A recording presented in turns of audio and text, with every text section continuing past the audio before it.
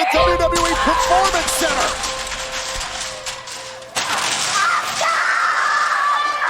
New Raw Women's Champion, Sasha Banks.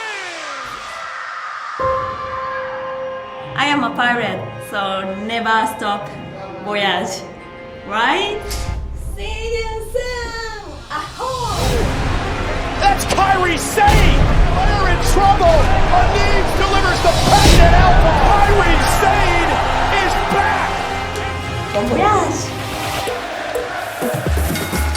Welcome if you're entering the bell, this is Diaz. And the Sriracha Muchacha, Paloma Starr. And we are here for the Crown Jewel 2023 review. I'll always remember that Crown Jewel review that we did with Sarah, where she was like all out. Remember how far we've come? Yeah. The evolution of Crown Jewel, especially within the gears and the reviews, has been You're right. great to see. Yeah, there's some cool gears Oh that we're yeah, excited to most talk definitely, about. for sure. Way better than just oversized t-shirts. Let's start with the first match. It is the Women's World Championship Fatal 5-Way match. We got Rhea Ripley, the Mami, versus Raquel Rodriguez, Shayna Baszler, Nia Jax, and Zoe Stark. Let's talk about the Bastion. I loved it. Everybody looks so good, except like. Okay, we'll start with first. Never mind. We'll pick up individuals and go first. My favorite was Nia Jax. She looked fucking stunning. Yeah. I could not. Like, her face looked like it was a filter. Like, Oh my God. How did she do that? She's beautiful. Beautiful. Oh, yeah. We Like, totally said that. at The same time. gear. Everything. She spent some money. Oh, definitely. Like, I hope she kind of keeps that gear. Like, I feel like that's the one gear that she could use again without being like, oh, that's Saudi Arabia gear. Because it looked natural, it looked normal. I love the gauntlets and how they, like, wore, like, gloves almost on her fingers. She looked so good. Snatched to the gods. Snatched the god and her natural hair. Yes. Just, like, loving So it, good. looking so good. Such glowy, everything looked amazing. And then Raquel. So with Raquel, she looked good. I love her little hairstyle, but it looked like her gear was like drawn on. Remember those like old paper dolls, strips of paper that you just like connect it to? Like it looked kind of like that. Not so much because it was badly made. I think it's just that yellow outline. I think she's supposed to be like a little cowgirl or something. Right, like a bullfighter or something? I don't know, but it looked like it was like drawn. She was cute. She was just- giving a little bit of Britney or Liv Morgan from last Yeah. year, maybe. She was like showing off her back, but then she was like, oh, actually, I don't. Yeah, like oh yeah, my bad. it's covered. It's kind of funny. Shayna wearing gi. Shayna's probably one of the only few people that make a gi look good, and then also she got that junk in the trunk, and it was very accentuated by the gi that I was like, oh, all right, Shayna, damn. We got Zoe Stark. And She literally looked like Fashion Nova ad on the sidebar. No, not even, because Bianca pulled out a Fashion Nova look and looked better than this. It just looked very pedestrian. yeah, and then we got Rhea Ripley who had beautiful makeup. But look, do you know what the reference was? The makeup? And for her whole outfit. I don't know. It was in the movie called The Crow, and that's basically what Sting is based on. So that was her whole look was based on, and her makeup, her hair, her gear was based on the movie called The Crow. I had no idea. I thought she was just slaying. Yeah, and it's so funny because Rhea, like, I think she's the only one that, like, when she goes to Saudi Arabia, she gets hotter. Like, how is that even possible? But, like, y'all don't realize that you're, like, leaning into the whole Mami Dom thing way more when you put her in a covered latex bodysuit. I mean, I will say Bayley came out, hold my beer. Yeah, she did. She did. I was like, whole trunk. I was like, oh. They're like, this isn't working. Anyway, the entrance to it. I want to talk about Rhea's entrance because I was like, what the hell is going on? I don't know what was going on either. There were like dozens of Saudi men, and they all decided to take a moment to make their singular entrance. Yeah, and pause. They all like pause a second and stood there. And then moved. And I was like, when are they gonna stop? It was never ending. So they all had this lantern. It's called Bukhor, which I guess is like pretty common in Saudi Arabia. So it's like a little, I don't know, it's like a welcoming ceremony almost. And I also think there's a cultural significance in a way that all these men were out to greet the mommy. Exactly. Yeah. I kind of was more like thinking of that too. I'm like, oh, what's going on here? I was confused. Oh, maybe it's like a welcoming the women, specifically Rhea. But then I thought it just went a little too long. Oh yeah, I wish they at least like raised the lantern Or something. Yeah. They And literally stood there. Yeah. But they were there for the matriarchy. Yeah, they were. We loved it. This match, what did you think? I liked it. I really liked it. There was a lot of like big spots that stood out. And I think there's been very few times where there's been so many powerful women in one match, in one ring at one time. Also, can we just give it up for the diversity of women in the ring right now? Like every single shape, size, color would have been unheard of 15, 20 years ago in WWE. So that was really cool to see. But I like the match. Fatal 5-Ways as any multi-person match, super hard. But I think this kind of worked. It did. It was nonstop. Yeah. Boom, boom, boom, boom. It was almost like to a point where like, okay, breaking pins every moment. For sure. Was super high speed though. I do like how Zoe Stark wrestles hungry. Oh. Like, you know, like she wrestles like she wants it and like does not wrestle complacent. And that's kind of refreshing to see because I feel like a lot of the women know what they can do and do it well and like stick with that routine and stick with that because like why not? Why change it up? But Zoe definitely wrestles like she wants it. She kind of held her own. She was like the smallest and shortest one. So she definitely held her own. I was gonna say that because the other four, Nia, Rhea, Raquel, Shayna, they all had a really iconic stint as the monster of NXT, WWE, you know, all that. For Zoe to come in there as a fifth member, I was like, but I think she like worked as a glue almost. Yeah, like she agreed. really shined. For sure. Zoe had that Z360 spot, which like Rhea sold the heck out of. So good. And that one-legged Phoenix splash that she did from the outside, from the apron to the inside, at first it looked really weird. Like at first it looked like she just hit the rope and kind of like just turned into it. I'm like, what was that? I literally rewound it like 3 times. I'm like, why does this look so weird? But it's just because she's so tiny. So like her rotation is just not as much. It's just like, but she has some good moves for sure. With Raquel, like, I think something's missing still. Like, I don't know what it is. And I really, really want to believe her more. Every reviewer like, Raquel, something missing. I don't know what it is. So outside of that finish, which we'll get to, which made her look like a clown. We talk about this every time. Raquel always get that holy shit moment. Yeah. Here, the holy shit moment was the Tahana bomb to Nia. She was really struggling through it. I don't think that was Raquel's fault.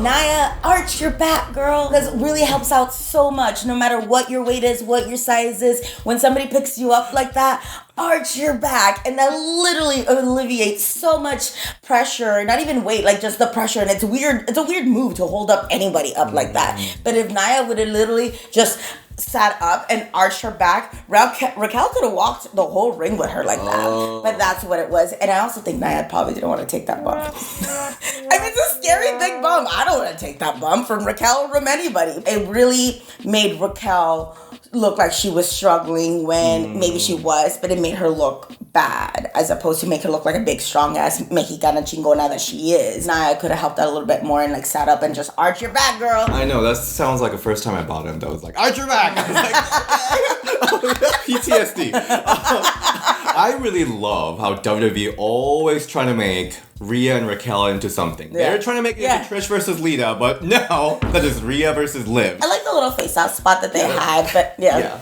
it was cute. Yeah. They're not going to be Trish and Lita, but agreed. They're not going to be Rhea versus Liv. Yeah, for sure. Shayna had a big moment. Oh my gosh, so big. I feel like she looked like a badass so many times in this match for sure. My first favorite spot that she did was whenever she was about to German Nia and like she couldn't, so like everybody was coming up to her and like give her a big boot, super kick or something like that. And then she finally got to German her. But the spot that Shayna did where she had like everybody in a submission was so amazing. Yeah, so visually cool. Like what a cool like picture to have. I hope she like prints that out and like puts it on the back of her bed so everybody can see it when they're in bed with her because that's amazing and powerful. They're breaking submission real quick, pins real quick, but then Zoe let that happen for a little bit. So we milked it, so I like that. And then Mami was just being Mami. Yeah. The fact that she could deliver those moves, but her selling, I think, is what really is. I don't know if people realize how good of a seller Rhea is. And she does not only, like, when she sells it, like her facial expressions,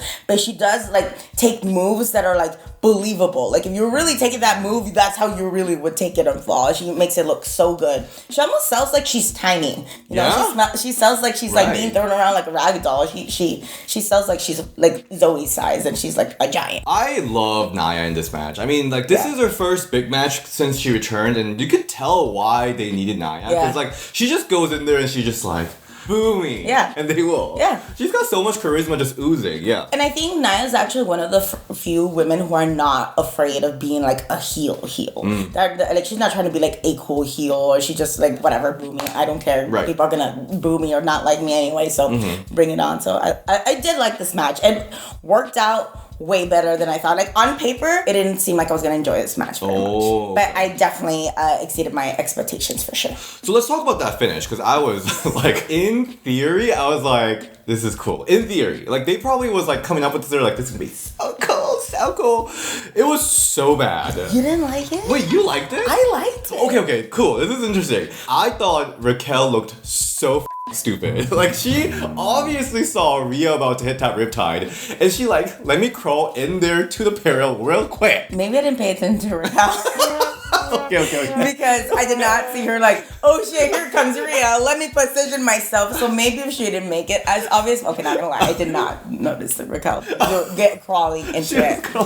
I just remember like thinking like that finish was so stiff. Oh. It looked so stiff, and I couldn't figure out who's it was stiffest for, because it looked like everybody got the end of it. And maybe Raquel, because she was kind of laying on top of Shayna to kind of protect her from that blow. But still, like it looked so stiff. If I would have seen and paid attention to that part, I could have seen that a little bit more. Or maybe there was a way where she could have already not be there, not made it so obvious. But okay. If the pin was already happening, but then maybe timing would be a little difficult. Yeah. But yeah, like Raquel, I think she was like doing a little bit of facial work, like, ooh, I got this like smart pin, but like, it looked dumb. I don't know. I feel like I'm such a Raquel hater. Like, I sound like it, I'm not. I really loved her NXT run and everything. Yeah. But a lot of things in WWE, from like fake injuries to all the spots going wrong, not her fault necessarily, like you said, it just doesn't look great. Maybe that's what it is. What she's missing is like her being put into weird, dumb positions.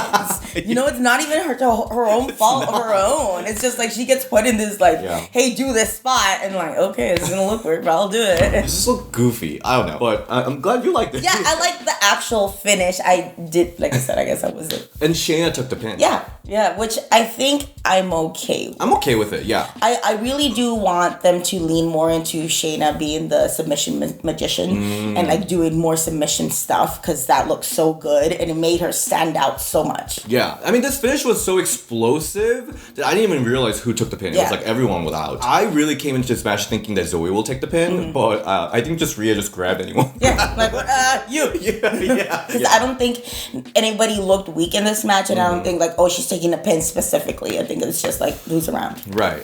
Given that it is a Survivor Series season coming up, I really don't know what's going to happen with Rhea's reign coming up. It's interesting because she has so many things going on with men. Like, there's so much storyline. But right now, I think the next step is probably Nia Jax. I think so.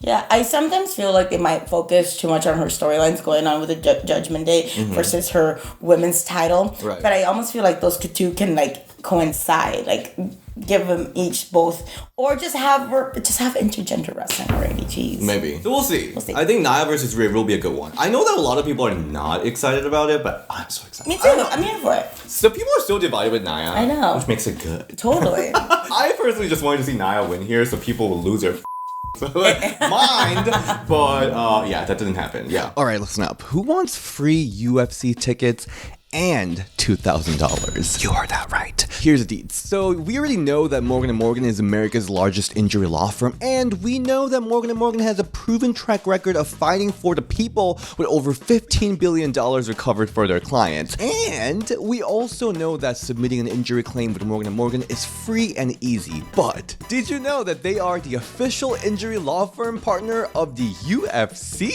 I didn't know that. And thanks to Morgan & Morgan, we're giving away tickets to UFC 296. One lucky winner will win $2,000. Oh my god, $2,000. And 2 tickets to UFC 296 to see Edwards versus Covington in Las Vegas. You heard that right. $2,000 to have fun in Las Vegas and UFC, and entering to win is easy. Just text RING, R-I-N-G, to 4 the people. That's 484-373-6742. Or just click the link in the description, which is www.morganufc.com/ring the bell. There you go. There's your chance to win $2,000 and UFC tickets. All right, but let's move to the next match. We got Bianca Belair versus IYO SKY fight for the WWE Women's Championship. You look like an Asian Lita. She really did. She really did. I felt like she was giving like Tokyo streetwear very much. She would wear that normally. I love how so many women came up with gear that's like, this is just like what I would wear normally. I'm not covered head to toe. And then Bianca, I mean, she's been... Kills it. Kills it. I know.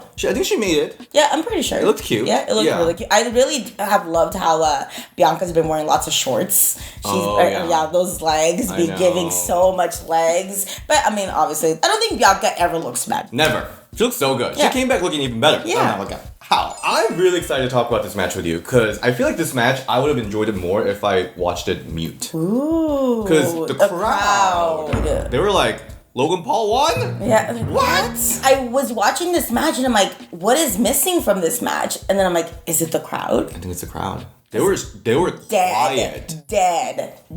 I kind of understand to a point though. It's always difficult because nobody's gonna boo Io. No. But Io was the heel. Puerto Rico, they were booing almost Bianca. They were just massively chanting for Io. I think Saudi fans really like Bianca, but they also love Io, so they're like, you don't know what to do. Totally. And I also think like a lot of the Saudi crowds are more into like bigger than life, and I'm not saying they're bigger than life, but there's like 5 people in the first women match, so that kind of gives them like that extra thing. I think you always have to have like that extra thing. Like I remember reading when they're first going over there, they were like, "Oh, bring in the Ultimate Warriors." Like, oh, the Ultimate Warrior is dead. Like, so I feel like they always want that extra thing, maybe. And also, there's a lot of matches on the card, so maybe they were just tired. But it was just so very disappointing to not hear anything. I almost feel like this match was like 2 different parts. Like first part was very body part. First part only existed to set up for the second part. Like I feel like the first half of the match was almost like a throwaway. Like we just need to get to the second part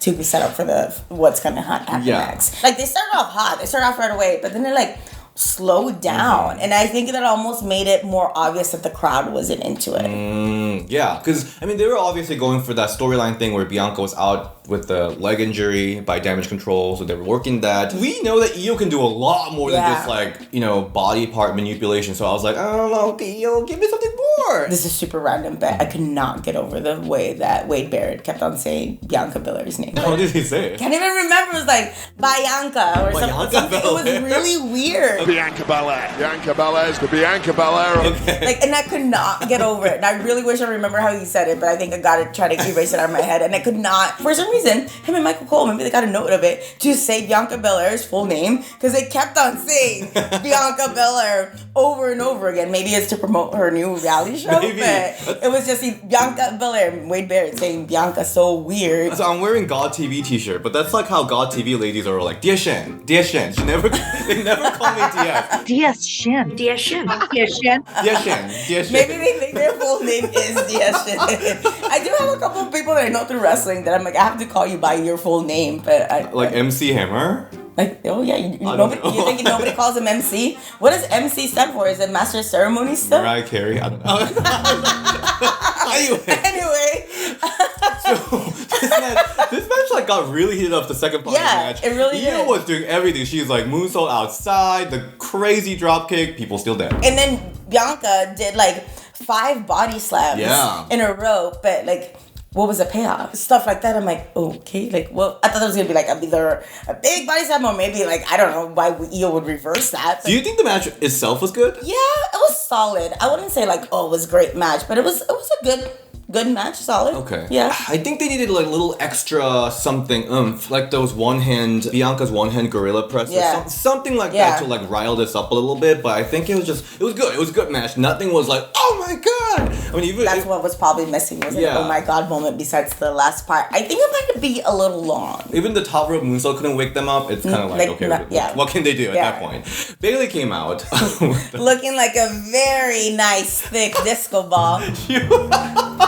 She was looking good. She really was. Remember when we would read Bayley because of her like weird Cleopatra makeup and her weird hair accessory they used to wear? And now she looks amazing. She really came into her own. So glad. I just couldn't stop looking at her trunk. I was like, I feel bad. Like respectfully though. I was like, it was just Yeah, a lot. But the interesting thing, the storyline, storyline's getting interesting. Yeah, because Io was not happy. Not at all. She did not see her in the airplane, and she was like, when the hell did you come to I Saudi really Arabia? love that interaction, and I love that they like zoomed in and like highlighted that interaction, because I almost feel like that could have been a throwaway one, but the camera did a really good job of getting close-ups and like Io being like, what do you do? Like, no, like, was mad about it. And Bayley's like, no, I'm just here to help, my eye on her for you and all that stuff, so it was very predominant. Even when Io accidentally hit Bayley, Io was like, what the hell? Yeah. And then like they've been building this little bit of a disconnect for a little bit, so that was a good payoff till who came out? AHOY!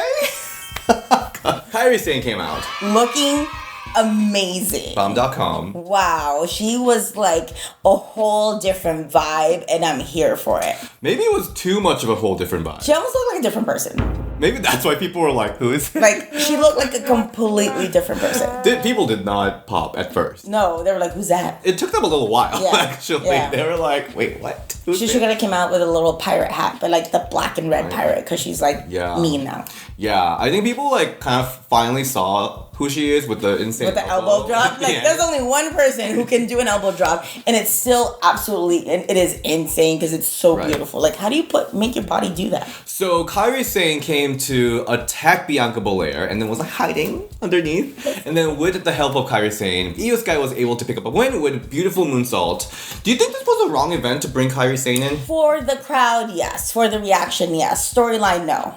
Like, made perfect sense for a storyline, and especially because it was like a pay-per-view or whatever they're calling it now. But because of the crowd reaction, it was kind of unfortunately a throwaway for that. Because it would, if it was anywhere else, it would have been gotten people would have gotten it right away. Huge reaction, and I hope that the crowd not reacting as we expect them to. Hopefully, it doesn't like diminish anything for her. Officials or bookers or agents like notice like, okay, this is probably like it's not her fault that they didn't react to her. Right. Yeah, I think I completely agree. I think storyline wise, I think they're cooking something big coming for Survivor Series because we got War Games come in. The crowd, I don't know.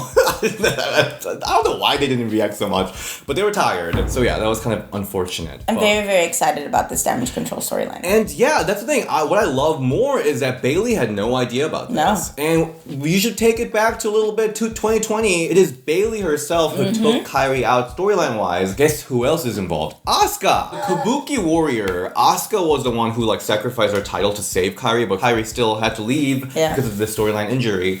So there's so much storyline potential here, like Damage Control dissension, to Kairi and Io getting together, to Asuka being like, Kairi-san, what do you need? So I think it's gonna be good. Me too. Yeah. Especially, it's gonna be good when I'm pretty sure Michael Cole was specifically told, make sure you mention it was basically Bayley's fault that Kairi left WWE, or we haven't seen her in a while, and that was the last interaction. So that's when I knew for sure they had something big and awesome planned for that. Or I'm hoping. Here's this. So SmackDown has been a little bit wonky lately with the storyline. They had a lot of chess pieces, but they're not just moving it. So that's really sad. As soon as she came in, I'm like, triple threat. Yeah. Joshi match at Mania. So good. Amazing. Like, speechless if that would happen. But here's another news. Apparently, according to news, they are thinking of bringing in more people to join Io and Kairi. I saw that. Yeah. Saray was being mentioned and thrown around.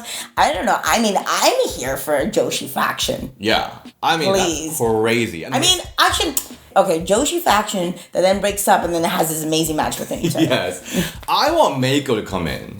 Yeah. Meiko being in there. She's going to be like, you have Mami, but I'm mother.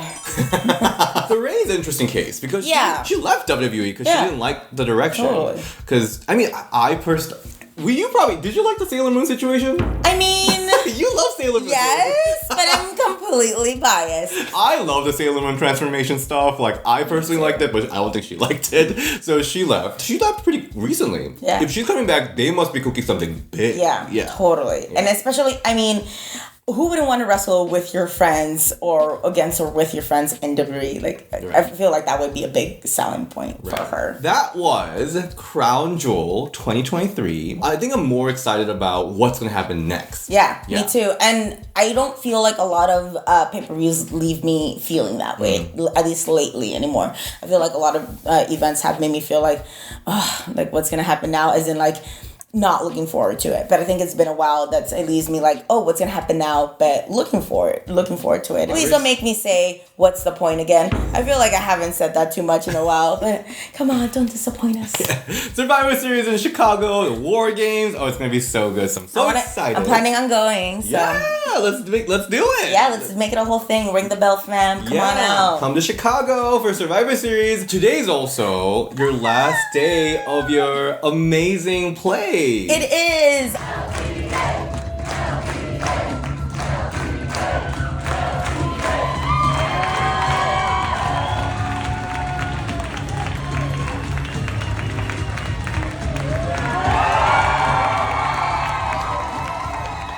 It is definitely bittersweet. I'm so sad it's ending. I've literally had the most amazing cast and crew, and everybody always says that, but no, seriously, like, everybody was amazing, everybody got along, and I kept on, like, booking everybody, because not everybody on the show is wrestlers, but I really wanted them to be wrestlers, especially all the women. I was, like, already booking matches for them, and be like, this is what we would do if we had a match. But it's been so fun. It's been, like, an experience unlike no other. Thank you, DS, so much for coming, and thank you, DS, for coming over today, too, for my closing night show with his mom.